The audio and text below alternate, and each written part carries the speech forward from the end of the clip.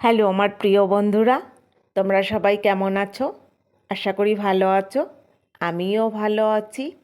এই যে ঠান্ডা গরম বৃষ্টির মধ্যে নিয়ে এসেছি পোস্ত পটল। তো সকলের প্রিয় আমাদের পোস্ত, আর এখানে পটলও সবার প্রিয়। প্রিয় না হলেও সিজনের পটল, অনেকেই পটল বলতে অজ্ঞান, পটল ভালোবাসে, আবার অনেকে পটল হলেই মানে গায়ে জ্বর এসে যায়, তেমনই। কিন্তু আজ বানাচ্ছি পোস্ত পটল।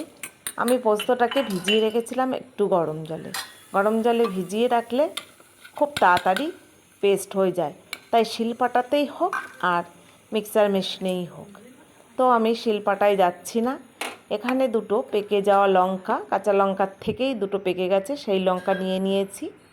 তারপরে এদিকে আমি কড়াইতে সর্ষের তেল দিয়েছি। তেলের পরিমাণটা একটু বেশি আছে, যেহেতু পটলে একটু সবসময় আমরা তেল বেশি দিয়ে থাকি।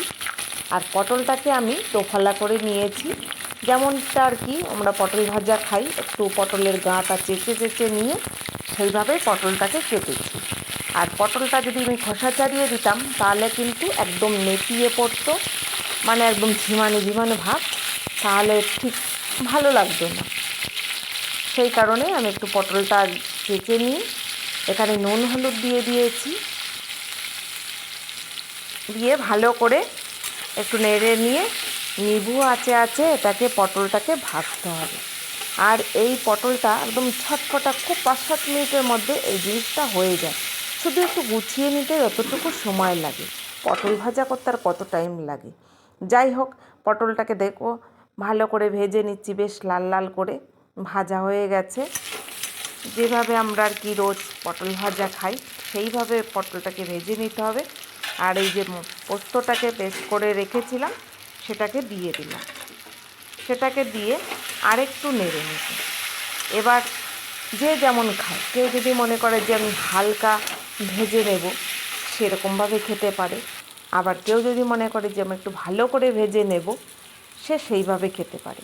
তবে হ্যাঁ, পোস্ততে একটু মিষ্টি না দিলে কিন্তু মানায় না। বিশেষ করে পোস্ত মানেই বলে ঘটি, এখন ঘটি বলো বাঙাল বলো সকলেরই প্রিয় পোস্ত, তাই একটু মিষ্টিও দিয়ে দিলাম। বেশ সুন্দর করে আমি ভেজে নিয়েছি, আর মিষ্টিটা দেওয়ার পরে কালারটা খুব সুন্দর হয়েছে দেখো।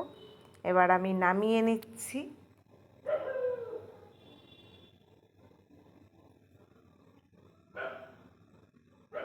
দেখতে কত সুন্দর লাগছে, আর একদম মানে কি বলবো, 5 মিনিটে একদম ঝটপটা পোস্ত পটল রেডি। তো বন্ধুরা দেখো, এটা কিন্তু গরম গরম ভাতের সঙ্গে খেতে কিন্তু ভীষণ ভালো লাগবে। আর বিশেষ করে ছুটির দিনে এই রান্নাটা খেতে ভীষণ ভালো লাগবে। আর ভিডিওটা ভালো লাগলে লাইক কমেন্ট শেয়ার সাবস্ক্রাইব করে দিও। দেখা হবে পরের ভিডিওতে। ভালো থাকো, সুস্থ থাকো, ধন্যবাদ।